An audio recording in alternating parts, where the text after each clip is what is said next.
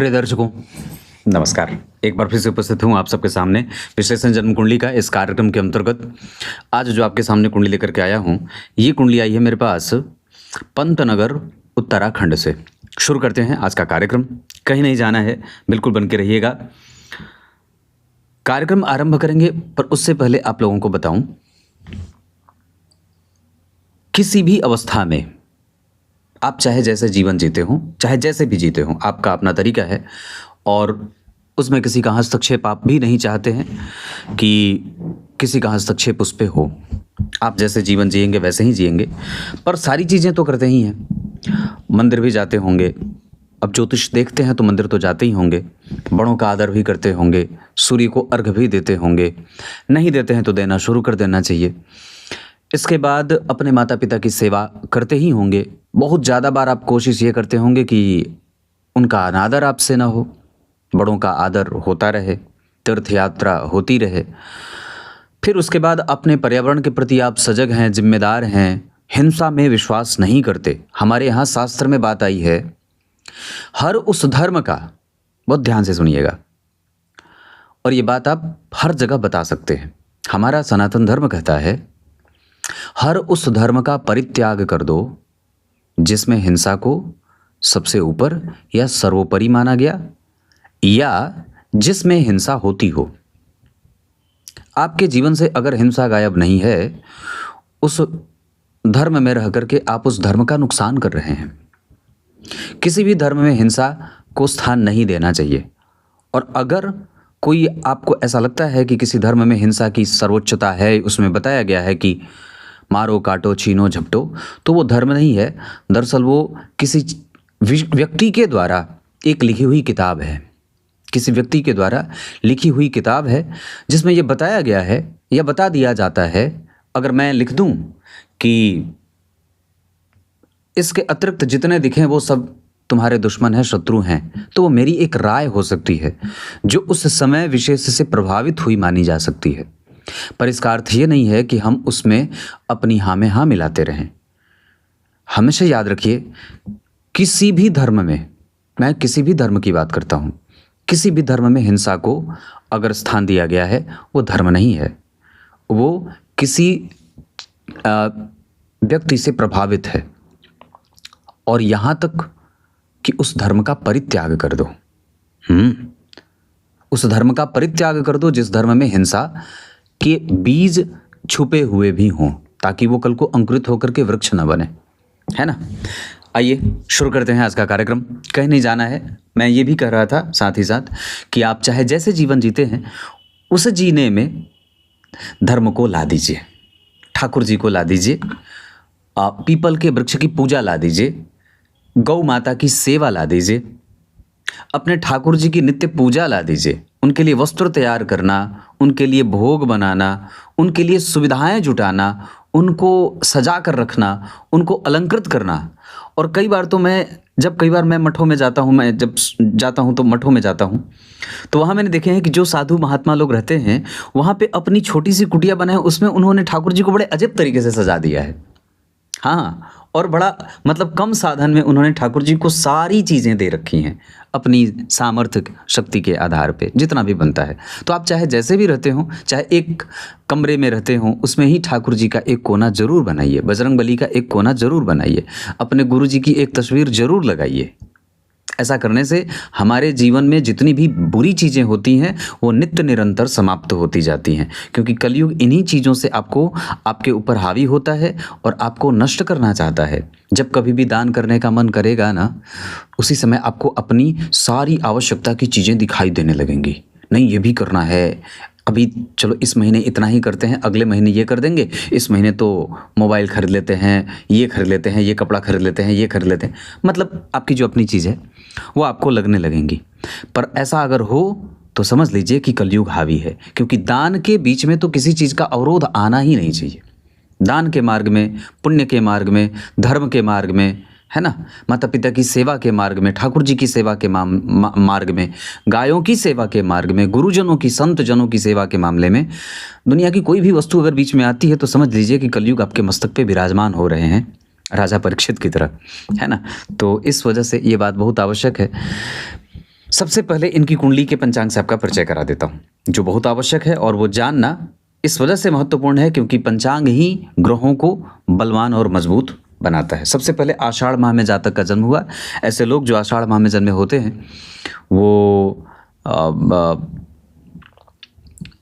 विचारों से मजबूत होते हैं, विचारों की उत्पादक शक्ति अच्छी होती है, मतलब वो काफ़ी जो है वो प्रोडक्टिव माइंडसेट वाले होते हैं, उनके दिमाग में बहुत सारी चीज़ें चलती हैं और वो इतने प्रोडक्टिव होते हैं कि कई बार उनके दिमाग में एक साथ एक ही चीज़ नहीं बहुत सारी चीज़ें चलती हैं। तो ऐसा ये आषाढ़ माह में होता है। ज्येष्ठ और आषाढ़ का प्रभाव है जहाँ पे व्यक्ति जब तक अपने घर से दूर नहीं, इन्होंने एक प्रश्न भी पूछा है कि पंडित जी मैं अपने कारोबार के लिए घर से बहुत दूर आ गया हूँ या दूर रहना पड़ता है पर मेरा मन नहीं होता है, मैं मन करता है कि मैं अपने गाँव चला जाऊँ या घर चला जाऊँ या अपने परिवार के संग रहूँ, ऐसा। पर बात यहाँ पे यही है कि जिस माह में आप जन्मे हैं उस माह में तो यही बात बनती है कि जब तक आप अपने घर से दूर नहीं जाएंगे तब तक आपका पैसा बचेगा नहीं। तो इस हिसाब से आपको घर से दूर ही रहना ज़्यादा बढ़िया रहेगा। छुट्टी बिताने ज़रूर आइए, दशहरा दिवाली आदि जो चीज़ें होती हैं जो भी होता है। एक पक्ष तो ये भी कहता है कि जब सारे ही त्यौहार आप अपने परिवार के साथ मनाइए तो आप जाइए, ना कि उन्हें अपने पास बुलाइए। ग्रीष्म ऋतु है, जब से आप क्रोध को नियंत्रित करने की बड़ी अद्भुत शक्ति होती है ग्रीष्म ऋतु में जन्मे लोगों में। ये बहुत अच्छे तरीके से अपनी क्रोध को व्यवस्थित करते हैं और उसका बहुत अच्छे तरीके से समायोजन भी कर लेते हैं। यही ऊर्जा उनको काम भी आ जाती है। शनिवार को जन्मे हैं तो थोड़ा बहुत आलस्य भी है और एक बड़ा अद्भुत, बड़ा ही अच्छा नहीं कहेंगे जिसे, जैसे शनिवार को जन्मे हैं तो व्यक्ति और कुंभ राशि है और शनिदेव जो हैं वो जन्म कुंडली में मंगल के साथ बैठे हैं, केंद्र में शनि मंगल राहु केतु बैठे हैं। तो लगभग आपके प्रश्न का उत्तर मैं यही दे देता हूँ कि जीवन में जो संघर्ष मिलता है और जीवन में कई बार आपको ऐसा अगर लगेगा कि भाग्य साथ नहीं देता है तो वो इस वजह से है क्योंकि केंद्र में शनि मंगल राहु केतु बैठे हैं। इस वजह से जीवन में चुनौतियों का सामना व्यक्ति को करना पड़ता है और स्वीकार करना पड़ेगा, आप बचेंगे कहाँ उससे। तो ये ऐसे ही चलता रहेगा, इसी के साथ आपको जीवन जीना होगा। दूसरा कि वार भी आपकी कुंडली में शनिवार का जन्म है तो वारेस जो है वो शनि है, जो वस्तुतः तो सप्तम स्थान में दिग्बली होते हैं पर बैठे शत्रु के साथ है, सारा पापक ग्रह उनको ही देख रहा है और राहु और केतु के एक्सिस में है। नवांश चक्र में भी वो शत्रु की राशि में बैठ रहे हैं, दशमांश चक्र में भी शत्रु के संग शत्रु की राशि में बैठे हैं। इस वजह से वारिस कहीं ना कहीं कमज़ोर या बलवान नहीं है, क्रूर हैं, कपटपूर्ण हैं, आलस्य से युक्त हैं, असंतोषी प्रवृत्ति दे रहे हैं। इस वजह से व्यक्ति के पास जितनी चीज़ें होती हैं उसको वो ऐसा लगता है कि कम है, मतलब जो एक होता है ना जैसे कि चीज़ें मिल रही हैं तो भी एक कमज़ोरी का एहसास होता रहता है। तो ये है शनिवार, कृष्ण पक्ष की षष्ठी तिथि के चंद्रमा शुभग्रह होते हैं और ऐसे लोग धनवान बने रहते हैं। मतलब ऐसा नहीं है कि आपके पास धन नहीं रहेगा, धन रहेगा और धन सही में रहेगा, जीवन भर आपके पास धन रहेगा। पर चुनौतियां जो मिलती हैं कारोबार को करने में, धन तो कमा लेंगे पर उसमें जो थोड़े बहुत संघर्ष होते हैं वो बने रहेंगे।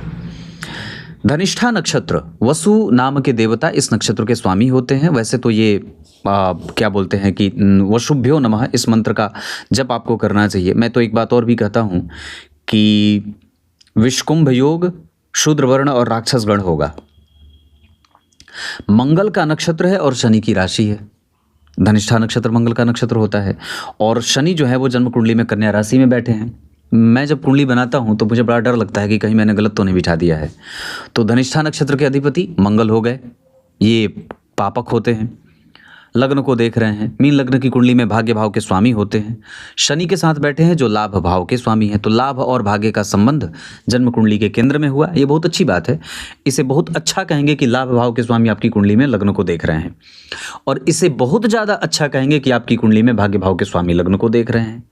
पर इसमें थोड़े बहुत संशय भी बनेंगे क्योंकि गुरु तुला राशि में बैठे हैं और गुरु और चंद्रमा 12वें भाव में, तो दो शुभग्रह जो केंद्र में होने चाहिए थे कम से कम वो 12वें और 8वें चले गए। इस वजह से जीवन का संघर्ष कहीं ना कहीं दिख जाता है। उसके बाद जन्म कुंडली में मंगल और शनि जब कभी भी लग्न को देखते हैं तो संघर्ष यहाँ भी बढ़ता है। तो मैं क्या बात कर रहा था कि धनिष्ठा नक्षत्र तो मंगल का नक्षत्र और शनि की राशि, ऐसे लोग कई बार थोड़े उतावलेपन से युक्त होते हैं, ढीठ भी कई बार हो जाते हैं और मंगल के नक्षत्र और शनि की राशि का प्रभाव ऐसा होता है कि व्यक्ति को इंजीनियरिंग बड़ी अच्छी आती है। तो वो इंजीनियरिंग हर तरीके से है, मतलब वो सोशल इंजीनियरिंग भी है, जो चीज़ें होती है तकनीक को जानने की बात है, वहाँ भी वो व्यक्ति इंजीनियरिंग कर लेता है। संबंधों में भी व्यक्ति इंजीनियरिंग कर लेता है, मतलब वहाँ भी वो दिमाग ज़्यादा लगा देता है, वहाँ भी तर्क वितर्क उसके जीवन में होते रहते हैं। तो ये जो बात बन रही है वो कहीं ना कहीं ऐसी चीज़ दिखाई दे रही है। उसके बाद अगर आप बात करेंगे तो धनिष्ठा नक्षत्र विषकुंभ योग वाणिज्यकरण में व्यापार भी कर सकते हैं। इसका दूसरा प्रभाव ये होगा, कारण है व्यापार करने का, मैंने इसलिए कहा क्योंकि आपकी कुंडली में गुरु तुला राशि के बैठे हैं और शूद्र वर्ण और राक्षसगण है। इस वजह से जो तमस तत्व की प्रधानता है वो व्यक्ति के जीवन में और जेहन में एक लंबी सी प्रतियोगिता डाल देते हैं, और लंबी सी प्रतियोगिता के साथ साथ एक लंबी महत्वाकांक्षा कि मुझे ये भी करना है इस जीवन में, मुझे ये भी करना है। तो बहुत सारी चीज़ें जब जीवन में करने को हो जाती हैं तो फिर आपके पास अपने लिए समय बड़ा कम होता है। बहुत ध्यान से समझिएगा। कलयुग का प्रभाव ऐसा जिसने लोगों के लक्ष्य ज़्यादा बना दिए। बहुत ध्यान से समझिए, बहुत छोटी बात नहीं, बहुत बड़ी बात है। कलयुग का प्रभाव ऐसा जिसने एक व्यक्ति को ये दबाव बना दिया कि तुम्हें बहुत सारा काम करना है। पर सतयुग त्रेता द्वापर में एक ही चीज़ होता था, भगवान की पूजा करनी है, यज्ञ करना है, धर्म करना है, दान करना है। पर कलयुग में परिवार भी पोषित, उस समय भी परिवार पोषित होते थे, पर वहाँ पे त्याग और तपस्या का बल ज़्यादा था। यहाँ पे परिवार पे सबसे ज़्यादा बल है, त्याग और तपस्या सबसे कम हो गया। तो आपने कलयुग में जन्म लिया, हमने कलयुग में जन्म लिया, तो हमारे कलयुग ने हमें बहुत सारे लक्ष्य दे दिए कि ये भी करना है, ये भी करना है, बच्चों का विवाह भी करना है, अपने लिए धन इकट्ठा भी करना है, अपने आप को सुख भी देना है, खूब बढ़िया सुंदर सजना भी है, घर भी सुंदर बनाना है, एक जगह से नहीं दूसरे जगह भी घर बनाना है, तीसरे जगह भी बनाना है। ये समाज को दिखाना है कि मैंने अपने जीवन काल में 50 वर्ष की अवस्था में 5 जगह नहीं 50 जगह घर बना लिए। तो ये कली का प्रभाव है। तो इस बीच से आपने घर बनाने में आपका 24 घंटे में से 23 घंटा, 24 घंटा में से 16 घंटा चला गया। आप 8 घंटे सो रहे हैं, उसमें भी कम से कम 6 घंटे स्वप्न में ही बिता रहे हैं कि घर और एक तल्ला बन गया। बात है कि नहीं है? तो कहने का अर्थ है कि ये कलयुग का प्रभाव ऐसा जहां व्यक्ति की महत्वाकांक्षा दिन प्रतिदिन बढ़ती गई और उसकी भीड़ भेड़ियों की हो गई। भेड़ कभी अकेले नहीं रहते, वो झुंड में ही रहते हैं। गीदड़ कैसे रहते हैं, भेड़ कैसे रहते हैं, वो ऐसे ही। तो आपने ऐसे लोगों को ही अपना मार्गदर्शक बना लिया जो पहले से ही भेड़िया धसान में चले जा रहे थे, जो पहले से ही 50 शहरों में घर बनाने के पीछे अपने सेहत पे ध्यान नहीं दिया, अपने ठाकुर जी की पूजा नहीं की, अपने माता पिता की सेवा नहीं की, अपने गुरुजनों की सेवा नहीं की। एक वक्त पे आने के बाद तब उनको एहसास हुआ कि मारो ये सब तो बेकार बकवासी था। पर वो समय आने के बाद आपको तब तक गाड़ी छूट चुकी होती है। तो ये कलयुग का प्रभाव ऐसा जो आपको बड़ी ज़्यादा महत्वाकांक्षी बना देता है और अपने आप को देने का समय रहता नहीं है। तो इस बीच में आपको कई सारी बीमारियां घेर लेती हैं।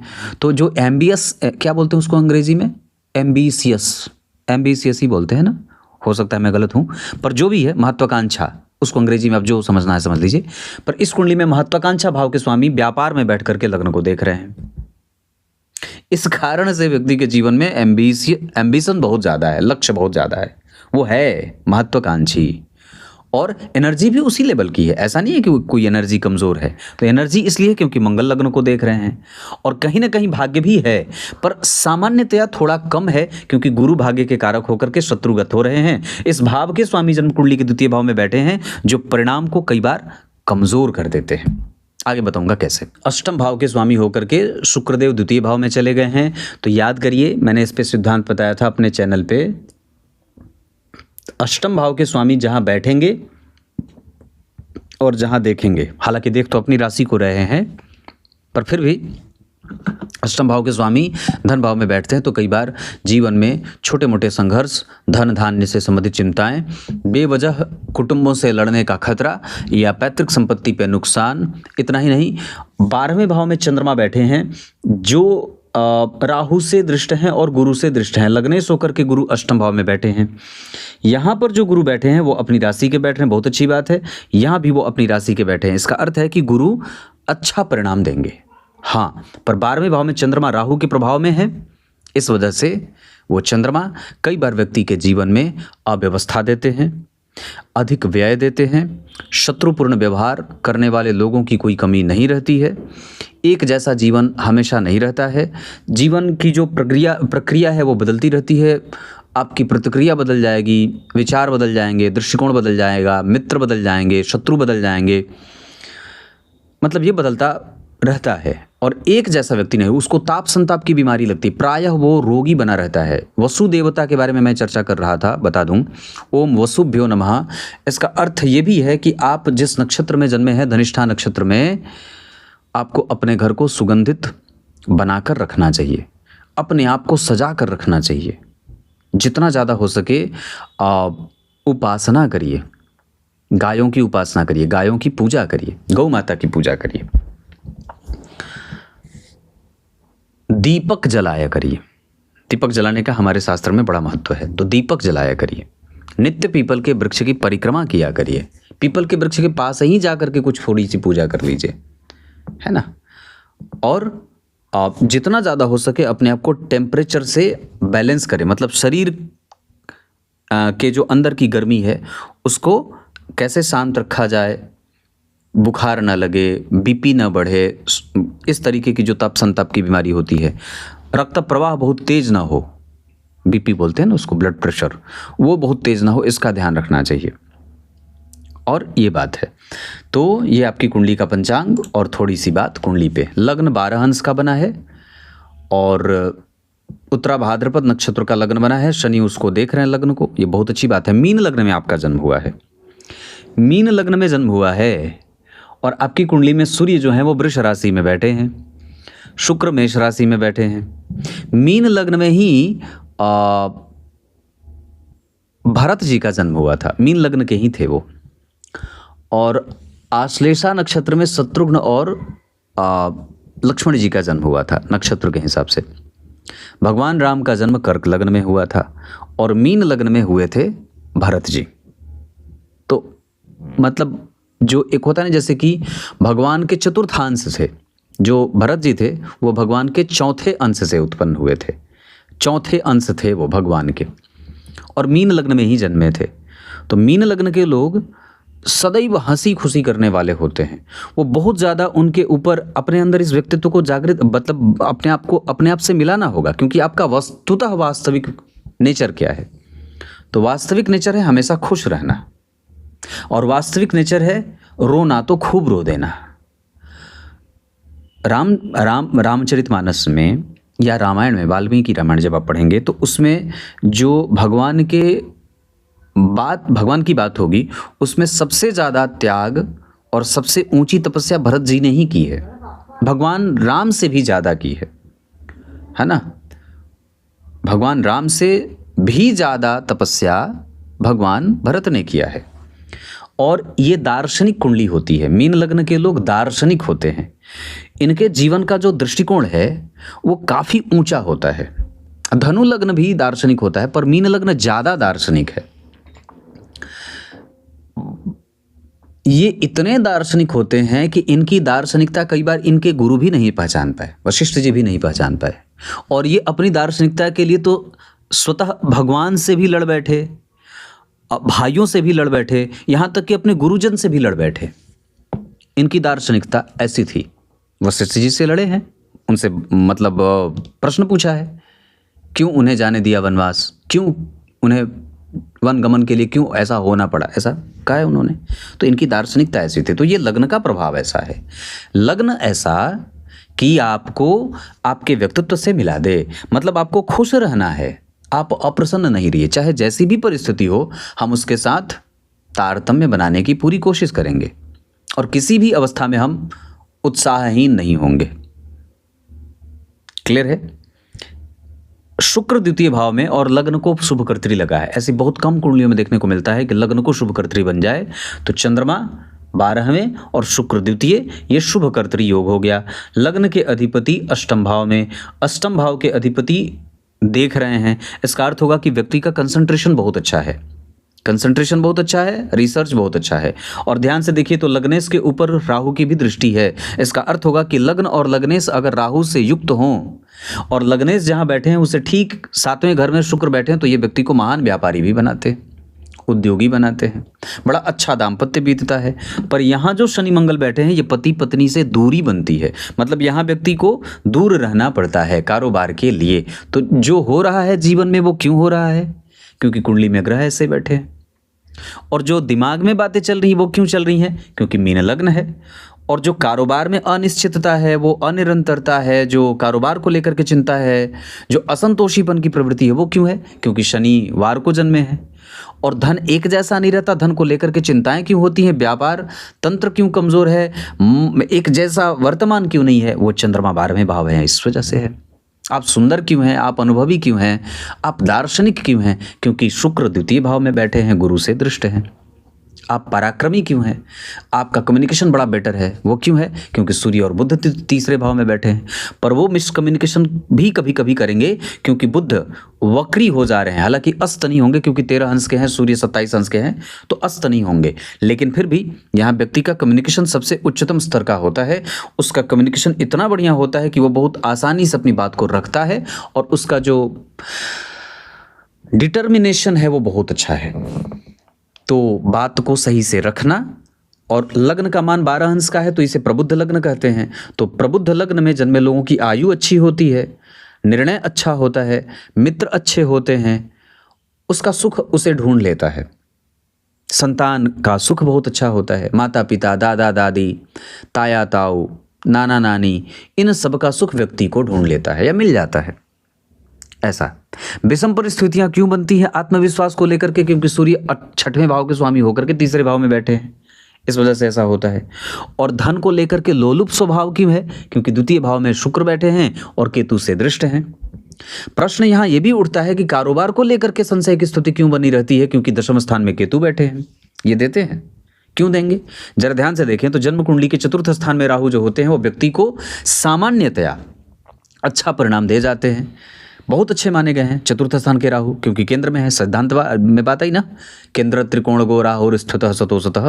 तो जिस राशि में बैठे उस राशि का अधिपति उनसे ठीक पीछे बैठा है। यानी कि यहाँ ये बात होगी कि राहु जहाँ बैठे हैं इसके ठीक पीछे भाव का बलवान होना अच्छी बात है, ये राहु को भी बलवान बनाएगा। गुरु से दृष्ट हैं, ऊपर से शनि का प्रभाव भी है, तो गुरु और शनि दोनों का प्रभाव जन्म कुंडली के चतुर्थ भाव से बन गया। तो व्यक्ति में न्यायप्रियता है, वो अपने सुख को लेकर के निश्चिंत होना चाहिए उसे कि हाँ मैं सुखी हूँ और मैं सुखी होऊंगा, क्योंकि ग्रह आपके कुंडली में न्याय करेंगे। जरा ध्यान से देखें तो गुरु की जो स्थिति है यहाँ भी दशम तृतीय भाव में स्वग्रही, यहाँ पे स्वग्रही शनि के संग बैठे हैं। यहाँ शुक्र लग्न में, द्वितीय भाव में चंद्रमा बहुत अच्छा, 12वें भाव में सूर्य लाभेश होकर के बैठे हैं, ये भी धन दे रहे हैं। शनि का प्रभाव मंगल पे, मंगल का प्रभाव शनि पे, इस वजह से परिवार से दूरी रहेगी, परिवार के निकट जाएंगे तो झगड़ा फसाद, कारोबार में परेशानी और कई बार आर्थिक विपन्नता देखने को मिल जाएगी। एक वक्त के बाद आपको अपने परिवार के पास जाना चाहिए। तो यहाँ मंगल शनि का केंद्र में होना ये ठीक बात नहीं है। ऐसी ही स्थिति के कारण मैंने जो प्रधानमंत्री जी की कुंडली बनाई थी उसमें बात कही थी कि व्यक्ति उदाहरण बन जाता है। तो ऐसा कुछ भी ना हो जो आप समाज में उदाहरण बन जाए। इस वजह से चोट चपेट की घटनाएं, आप पहाड़ पे रहते हैं, आपके साथ, आपके मित्रों के साथ, आपके इष्ट के साथ, आपके इष्ट मित्रों के साथ, आपके माता पिता के साथ, भाई बहनों के साथ कुछ भी अनहोनी ना हो, इस वजह से हमें उसका ध्यान रखना होगा। क्योंकि ऐसा हो सकता है, और ऐसा इसलिए हो सकता है क्योंकि आपकी कुंडली के केंद्र में शनि मंगल बैठे हैं हर जगह। यहाँ भी शनि मंगल, यहाँ भी शनि मंगल, और दरअसल बात क्या है देखिए, यहाँ भी शनि मंगल बैठे हैं। इस वजह से जीवन का संघर्ष कई बार बढ़ जाता है। केंद्र में एक भी पापग्रह का न होना, कई बार कुंडली के दायित्वों का निर्वहन व्यक्ति करते करते करते करते थक सा जाता है। शनि मंगल केंद्र में है, इस वजह से संघर्ष है, पक्की बात है। और ये है, मतलब इससे आप पीछे अपने आप को नहीं रख सकते, ये आपके आगे आगे कई बार आपके ऐसे दिमाग में ऐसी बात आएगी जैसे लगेगा कि भाग्य साथ नहीं देता है, तो वो इस वजह से ही होता है। तो ये इतनी बात है। बाकी इस कुंडली में शुक्र 21 अंश के साथ बैठे हैं, 27 कला के साथ भरणी नक्षत्र में, अपने नक्षत्र में बैठे होने से व्यक्ति दूसरों के लिए भी भाग्यशाली साबित होता है। तीसरे भाव में और गुरु से दृष्ट हो रहे हैं, तो इसका अर्थ होगा कि लग्न के अधिपति ने पराक्रमेश को देखा है, या पराक्रम भाव के स्वामी, या जन्म कुंडली के। अब एक बात और भी है जो समझनी होगी, लग्न के अधिपति अष्टम भाव में चले गए और तीसरे भाव के स्वामी धन भाव में आ गए, तो मेहनत से धन आएगा। और उन्होंने अष्टमेश ने गुरु को देखा है जो लग्नेश है, तो लग्नेश और अष्टमेश का संबंध बन रहा है। ये बहुत अच्छा नहीं होता है। इस वजह से भी जीवन में कई बार संघर्ष होता है, लोग आपको देखकर जलते हैं, आपकी परेशानी रहती है आपके साथ, तो ये काम है। तीसरे नंबर के भाव में 2 नंबर राशि बनी है, स्थिर राशि है, मतलब एक पराक्रम भाव में जहाँ पे या तो अग्नि तत्व की राशि बननी चाहिए थी या तो वायु तत्व की राशि बननी चाहिए थी, तो पराक्रम को पंख मिलते, पर वहाँ स्थिर राशि बनी है। इस वजह से वहाँ पे मेहनत व्यक्ति में स्थिरता के साथ या पराक्रम का परिणाम देर से या धीरे धीरे स्थिरता के साथ मिलता है। तो यहाँ पे सूर्य बुध बैठे हैं, इस वजह से व्यक्ति का कम्युनिकेशन तो बहुत अच्छा है। एक जो दृष्टिकोण होता है वो भी बहुत अच्छा है, दान पुण्य पूजा पाठ धर्म शास्त्र ये सारे अच्छे बने हैं। तो यहाँ पे तो बहुत अच्छी बात है, पर स्थिर राशि के बनने के कारण थोड़ी बहुत परेशानी होती है। उसमें बुध वक्री हो गए हैं, तो कौन वक्री हुआ है? सप्तमेश वक्री हुए हैं। सप्तमेश वक्री हुए यानी कि सप्तम भाव जो दाम्पत्य का है, पति पत्नी का है, वो वक्री हो गया तो टेढ़ा हो गया। इस वजह से भी परिवार से दूरी बनती है, इस वजह से भी दिनचर्या एक जैसी नहीं रहती, इस वजह से ही कई बार अपने हिसाब से आपको करना पड़ता है। अपने लिए खाना स्वयं बनाना पड़ता है, घर की सफाई स्वयं करनी पड़ती है, उसमें परिवार का सहयोग नहीं मिलता या उसका सुख थोड़ा कम मिलता है। उसके बाद बुध जो बैठे हैं वो 13 अंश के बैठे हैं, रोहिणी नक्षत्र में बैठे हैं। सूर्य आत्मकारक होकर के 27 अंश पे बैठेंगे मृगशिरा नक्षत्र में, तो ये तो ठीक है। सूर्य बहुत अच्छा है जो एनर्जी दे रहे हैं आपकी कुंडली में, और लगभग छोटी मोटी परेशानियां देने वाले ग्रह बन रहे हैं। आपके जीवन में विषम परिस्थितियां जो बन रही है वो कई बार सूर्य के कारण भी बन रही है, हालांकि वो पराक्रमी आपको बना रहे हैं। चतुर्थ स्थान में राहु बैठे हैं, तो ये एक हिसाब से राहु ठीक है, पर दशम स्थान में ही केतु बैठेंगे। जब चतुर्थ स्थान में राहु बैठेंगे तो दशम स्थान में ही केतु बैठेंगे, तो यहाँ राहु बैठ करके आपकी महत्वाकांक्षा को आगे ले जाना चाहते हैं, पर यहाँ केतु बैठ करके उसको कमज़ोर कर देते हैं। ये भी एक बात हो जाती है। और राहु बैठे हैं आर्द्रा नक्षत्र में, अपने नक्षत्र में बैठे हैं, शनि से दृष्ट हैं, गुरु से दृष्ट हैं, तो व्यक्ति माता और पिता के सेवा में या उनकी सेवा शुश्रूषा में न्याय कर देता है। और ऐसा इसलिए करता है क्योंकि जन्म कुंडली के 9वें भाव के स्वामी सप्तम में बैठे हैं और राहु से केंद्र में हैं। मंगल की दृष्टि दशम स्थान पे, मंगल की दृष्टि लग्न पे और मंगल की दृष्टि शुक्र पे है। इस वजह से कई बार हार्मोनल डिसबैलेंस होता है, आंखों की समस्या 12वें भाव के चंद्रमा भी देते हैं और शुक्र के ऊपर मंगल की दृष्टि भी देती है। एक्सपीरियंस व्यक्ति के पास इसलिए है क्योंकि गुरु शुक्र देख रहे हैं, लेकिन भाग्य भाव के स्वामी सप्तम में बैठ करके लग्न को देख रहे हैं। इस वजह से व्यक्ति के जीवन में दाम्पत्य में आने के बाद भाग्यशाली या भाग्य का योग बना हुआ है। अब एक बात और भी याद है जो समझना होगा, केंद्र क्या कहा सिद्धांत में, सप्तमम मारक स्थानम तस्मातु प्रबलम धनम मरणम मारक शस्यो दशायाम प्रवदित सुधी। सप्तम भाव मारक होता है और सप्तम भाव से ज़्यादा मारक द्वितीय भाव होता है। तो मीन लग्न की कुंडली में अष्टम भाव के स्वामी होते थे शुक्र, द्वितीय भाव में बैठ गए तो मारक हो गए केतु से दृष्ट होने के कारण। सप्तम भाव में शनि और मंगल अगर बैठ जाते हों तो भी ये मारक हो जाते हैं। तो इसका अर्थ होगा कि इस कुंडली में 4 ग्रह टोटल मारक हो गए, 4 नहीं 5। कैसे? राहु अष्टम भाव को देख रहे हैं, गुरु जो है वो शनि मंगल 2 1 3 और एक ये शुक्र, तो शनि मंगल राहु और उसके बाद शुक्र, ये मारक हो गए। केतु उसमें सहायता कर दिए, पर प्रधान मारक शनि मंगल और शुक्र बनेंगे, केतु और राहु तो नहीं, पर केतु इसमें सहायक मारक बन जाएंगे। लग्नेश के अष्टम भाव में जाने के कारण कुंडली को प्रकृति में कमजोरी भी मिल जाती है, वहां पे एक अलग तरीके का असफलता होने का या सफल होने का एक पन्ना वही जोड़ जाता है, या अवयोग जिसे कहते हैं। पर नवांश कुंडली में वो अच्छे हो जा रहे हैं, इस वजह से उन्हें 100% कमजोर नहीं कहा जाएगा। वहीं पे अगर बात करते हैं तो चतुर्थ स्थान के अधिपति यहाँ पे शनि बनते हैं, जो कर्क राशि में बैठे हैं, यहाँ कन्या में बैठे थे, यहाँ वो केंद्र में आ गए।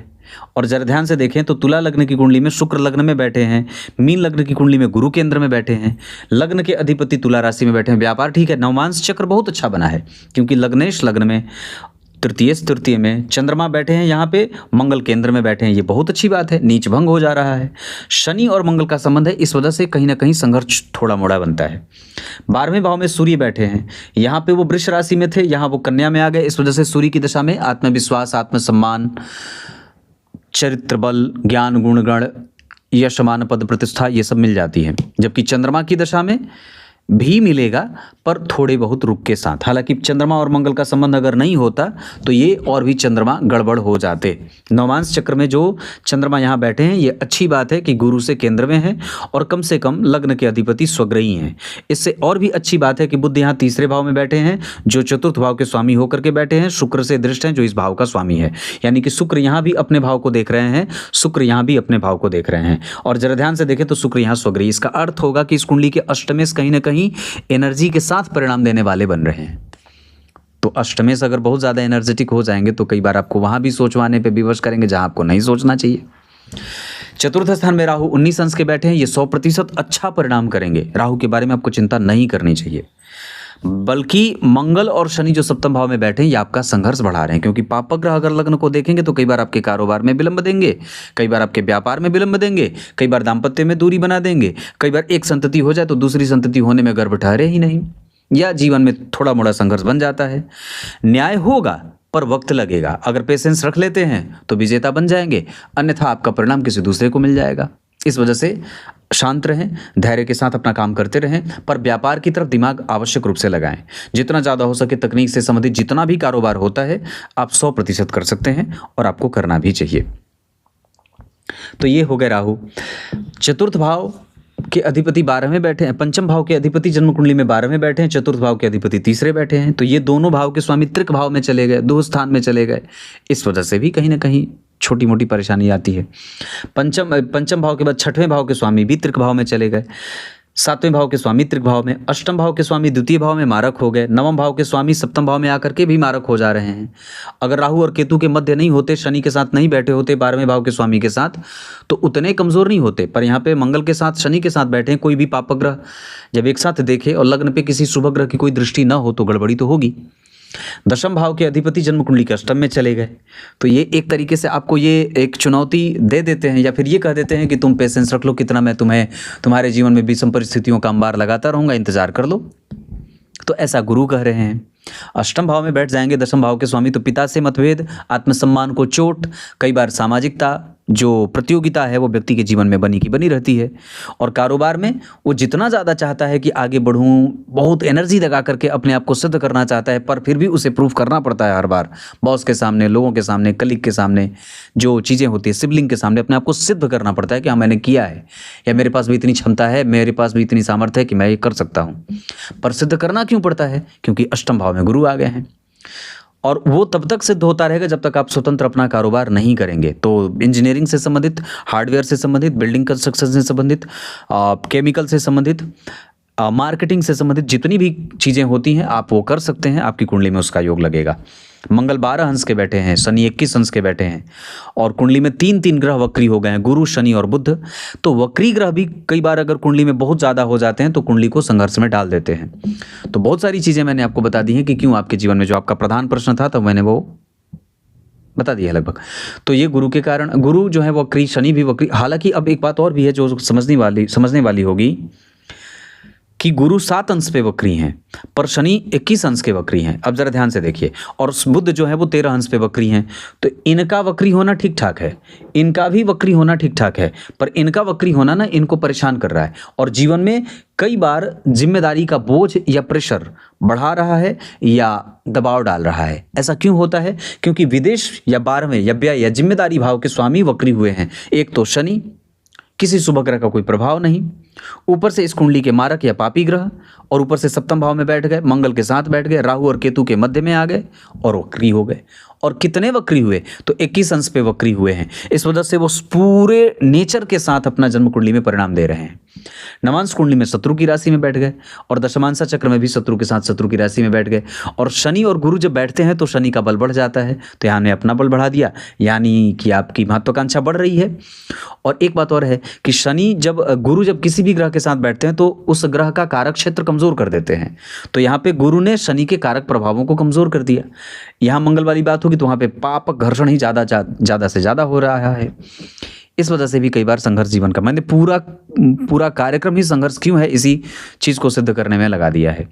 इस बात को समझना होगा। गुरु 21 अंश के बैठे हैं तो 100% वो यहीं का परिणाम करेंगे, जबकि ये फ्लक्चुएशन के साथ रहेंगे, ये बुध भी। तो थोड़ा बहुत उनका जो डेविएशन होगा वो 6वें भाव की तरफ होगा, सप्तम भाव की तरफ होगा गुरु का, और बुध का जो होगा वो द्वितीय भाव की तरफ होगा। लेकिन मैं एक बात फिर भी कहता हूँ, मैंने बहुत सारी कुंडलियाँ देखी हैं जिसमें ये देखा कि चाहे कुंडली में कितने ही विषम योग क्यों न बने हुए हों, पर अगर चंद्रमा के ऊपर गुरु की दृष्टि है, या जन्म कुंडली के धन भाव से गुरु का संबंध बन रहा है, या जन्म कुंडली के भाग्य भाव से गुरु का संबंध बन रहा है, या जन्म कुंडली में शुभ कर्तरी लगा है लग्न को, तो वो कुंडली आगे बढ़ जाती है और अपने सभी जिम्मेदारियों का बहुत अच्छे तरीके से निर्वहन कर देती है। ये पक्की बात है। ऊपर से जरा ध्यान से देखें तो यहाँ लग्न कुंडली के लग्नेश, यहाँ दशमांशा कुंडली के लग्नेश बनते हैं। ये भी बड़ी विलक्षण बात है। यहाँ पे भाग्य भाव के स्वामी केंद्र में बैठे हैं, भाग्य भाव के स्वामी केंद्र में बैठे हैं और भाग्य भाव के स्वामी केंद्र में बैठे हैं, है कि नहीं बात? और ये बड़ी अच्छी बात है। और मैं अभी ही ये देख रहा हूँ आपके सामने। मैं कई बार तो ऐसा होता है कि परमात्मा मेरी बड़ी मदद कर जाते हैं कुंडली अध्ययन में, कि जहाँ पे उंगली घुमाता हूँ वही ग्रह वैसे बैठे होते हैं। तो लग्न के भाग्य भाव के स्वामी केंद्र में, भाग्य भाव के स्वामी केंद्र में और भाग्य भाव के स्वामी केंद्र में, ये मैं अभी देख रहा हूँ आपके सामने। मुझे नहीं पता था कि यहीं बैठे हैं, पर बैठे हैं। तो ये अच्छी बात है, ये आपके भाग्य के लिए एक अच्छा साइन है। तो गड़बड़ क्यों हो रहा है? गुरु के कारण। यहाँ गुरु तुला राशि में, यहाँ गुरु जो है वो धनु राशि में और यहाँ धनु राशि में, पर शनि और राहु के संपर्क में है। इस वजह से कारोबार में कई बार आपको ऐसा लगेगा कि भाग्य का सुख कमजोर मिल रहा है, क्योंकि दशम स्थान में ही बैठे हैं ना, शनि राहु के संपर्क में हैं। लेकिन अपनी यशस्विता अगर आप बना करके रखते हैं तो निश्चित रूप से आपकी कुंडली में द्वितीय भाव के स्वामी द्वितीय भाव को देख रहे हैं, परिणाम मिलेगा। द्वितीय भाव में शुभ ग्रह बैठा है, परिणाम मिलेगा। द्वितीय भाव में चंद्रमा बैठे हैं, भाव का अधिपति भाव को देख रहे हैं, परिणाम मिलेगा। तो ये हो गए आपकी कुंडली के ग्रह सारे। दशम स्थान में जो केतु होते हैं वो कई बार व्यक्ति की सामाजिकता को या कारोबार को रुग्ण बना देते हैं। ये भी एक कष्ट वाली बात हो जाती है। सूर्य मृगशिरा नक्षत्र में एनर्जी दे रहे हैं। चंद्रमा धनिष्ठा नक्षत्र में अनियमित दिनचर्या या स्वास्थ्य में कमजोरी या मन एक जैसा न रहना, ऐसा बना रहे हैं। मंगल जिस स्थिति में बैठे हैं उस आधार पर आपकी कुंडली में नक्षत्र के आधार पर आपको व्यापारिक विचारों वाला बना रहे हैं। हालांकि कन्या राशि के मंगल उतने अच्छे होते नहीं हैं। उसके बाद बुध देव जो होते हैं वो आपकी कुंडली में रोहिणी नक्षत्र में बैठ करके आपको निर्णय लेने में परेशानी देते हैं। देवगुरु बृहस्पति जिस स्थिति में बैठे हैं उसके आधार पर वो आपके जीवन में संघर्ष दे रहे हैं और कई बार पेट का रोग दे रहे हैं। प्रोस्टेट वगैरह ना बढ़ जाए, इसका ध्यान रखिएगा। पाचन तंत्र, कफ की समस्या कई बार बढ़ जाती है। जो बीमारी आपकी माता को लगी है वही बीमारी कई बार आपको हो जाती है। पुत्र पुत्री से परिवार भरा रहेगा, इसमें कोई दिक्कत नहीं है। शुक्रदेव जिस स्थिति में बैठे हैं उसके आधार पर आपको सुखी, धनवान और मजबूत इच्छा शक्ति वाला बेहतरीन बना रहे हैं, अनुभवी बना रहे हैं। शनिदेव जिस स्थिति में बैठे हैं उस आधार पर आपको इमोशनल बना रहे हैं। जबकि राहुदेव आपको दूरदर्शी और अपने ऊपर फोकस करने वाला, कंसंट्रेशन के साथ काम करने वाला और वर्तमान को समझने में ज़्यादा दिमाग लगाने वाला बनाते हैं। अपने वर्तमान को सुधारिए, उसे डेविएट मत होने दीजिए, उसे खराब मत होने दीजिए, फिर स्वतः आपका भविष्य आपसे मेहनत नहीं मांगेगा। आज मेहनत कर देंगे तो भविष्य सुरक्षित हो जाएगा, क्योंकि चंद्रमा 12 में है। जो वर्तमान के कारक होते हैं उनको ठीक करने की आवश्यकता है। मन को शांत रखिए, भगवान के ऊपर विश्वास रखिए, अपने कारोबार पे पूरा 100% ध्यान दीजिए, चीज़ें स्वतः ठीक हो जाएंगी। उसके बाद अब मैं आपकी कुंडली में अगर अष्टक वर्गों को देख के कुछ कहूँ तो आयु ठीक है, सुखद मृत्यु है, पैतृक संपत्ति से उतना जो है वो लाभ प्राप्त होगा नहीं, पर सामान्य है। मेहनत आपके पास आपका परिणाम देके जाएगी। मन को शांत रखना चाहिए, प्राणायाम किया करिए, नीम और साथ ही साथ नीम हो जाए, अशोक हो जाए। चंद्रमा आपकी कुंडली में जिस स्थिति में बैठे हैं उस आधार पर मैं तो यही बात कहूँगा कि आप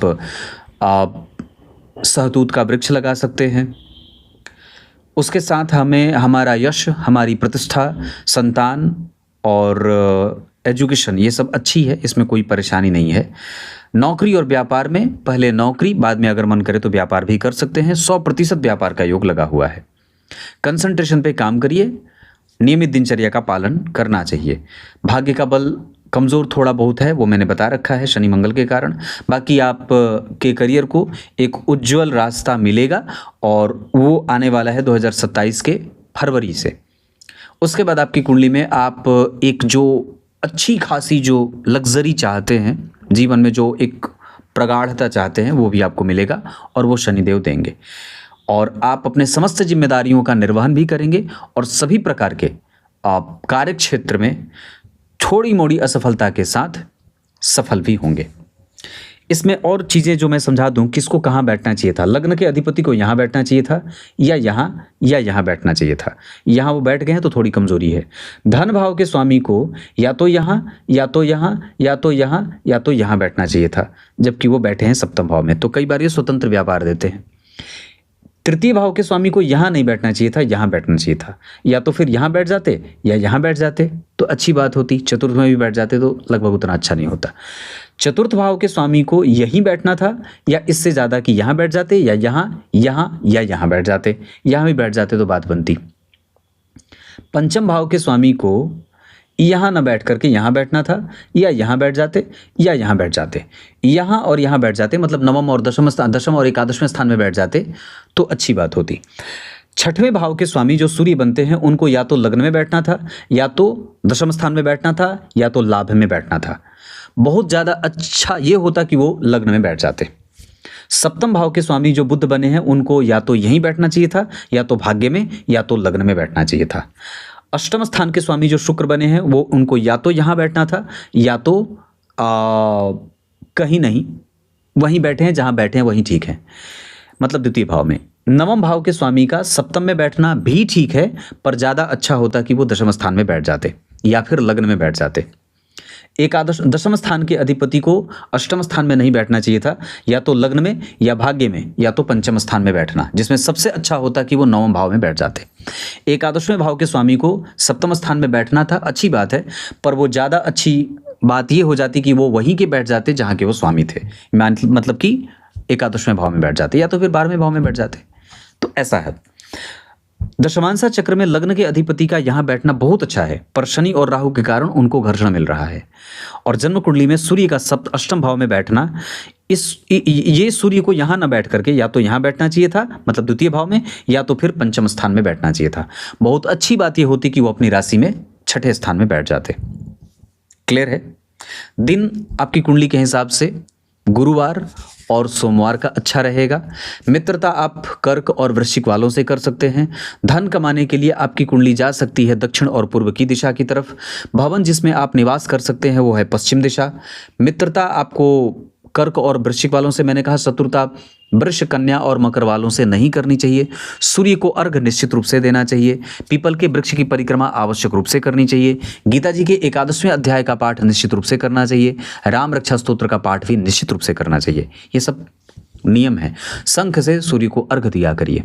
इसके साथ साथ अगर मैं विभिन्न ग्रहों के बारे में बता दूं तो बुध की दशा और राहु की दशा और शनि की दशा में संतान को लेकर के कष्ट हो सकता है। जबकि माता और पिता के बारे में अगर मैं बात करूंगा तो माता और पिता को लेकर के ऐसे इस कुंडली में कोई कष्ट तो दिखाई नहीं दे रहा, पर शुक्र की दशा में अंतर प्रत्यंतर में माता पिता को कष्ट हो सकता है। और कई बार बुध की दशा अंतर दशा में भी माता पिता को कष्ट हो सकता है। वैसे चंद्रमा की दशा में भी कई बार आपको परेशानी पड़ सकती है माता और पिता को लेकर के। भवन भूमि वाहन से संबंधित अगर कोई भी निर्णय लेना हो तो शुक्र की दशा में, गुरु की दशा में और बुध की दशा में आपको लाभ मिलेगा। संतान को लेकर के सावधानी रखनी होगी, मैंने बता दिया है, पर संतति के मामले में गुरु की दशा, चंद्रमा की दशा, सूर्य मंगल और शुक्र की दशा अच्छी बीत सकती है।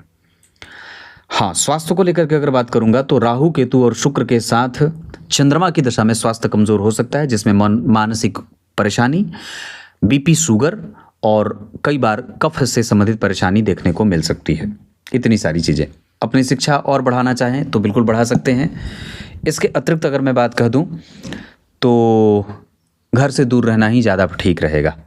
दान आप कर सकते हैं चावल का और सफ़ेद चीज़ों का, शंख, मोती और चांदी का। गाय के गोबर का चौका लगा करके उस पर बैठ करके ओम वसुभ्यो नमः इस मंत्र का जप करें। ग्रहण काल में भी इस मंत्र का जप आप कर सकते हैं। इतनी सारी चीज़ें हैं। अंक आपकी कुंडली के लिए 1 और 4 अच्छा रहेगा। क्लियर है। मारक मैंने बता दिया। आत्मकारक ग्रह आपकी कुंडली में बनते हैं सूर्य। नवांश कुंडली में वो ठीक बैठ रहे हैं, ऐसी कोई बात नहीं है।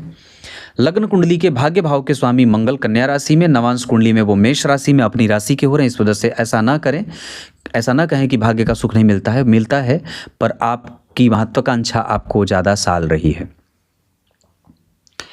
इसके साथ साथ मैंने इतनी सारी चीज़ें बता दी हैं। रत्न आप जीवन पर्यंत अगर कुछ पहनना चाहते हैं तो आपको सफ़ेद पुखराज पहन लेना चाहिए। गुरु दीक्षा से अपने आप को युक्त करिए। बुध की दशा में व्यापार ज़्यादा अच्छा चलेगा। चंद्रमा से तीसरे घर के शुक्र आपको भाग्यशाली बना रहे हैं। चंद्रमा से चौथे घर के बुध आपको निर्णय लेने में परेशानी दे रहे हैं। चंद्रमा से चौथे घर के सूर्य आपको अपनी जो एनर्जी है या जो आपके पास जो साधन है उसका आपको कई बार इस्तेमाल करने नहीं आ रहा है। चंद्रमा से पांचवें घर के जो राहु हैं वो आपके घर में कलह का वातावरण पैदा कर रहे हैं और आपके घर से दूर आपको ले जा रहे हैं। चंद्रमा से आठवें घर के मंगल आपके स्वास्थ्य को कमज़ोर कर रहे हैं। चंद्रमा से आठवें घर के शनि आपकी समस्या को कई बार लंबा खींच रहे हैं। चंद्रमा से नवम घर के गुरुदेव आपको भाग्यशाली और धार्मिक बना रहे हैं। चंद्रमा से एकादशवें घर के केतुदेव आपको धार्मिक और मनस्वी बना रहे हैं। क्लियर है? तब तक के लिए बहुत बहुत नमस्कार।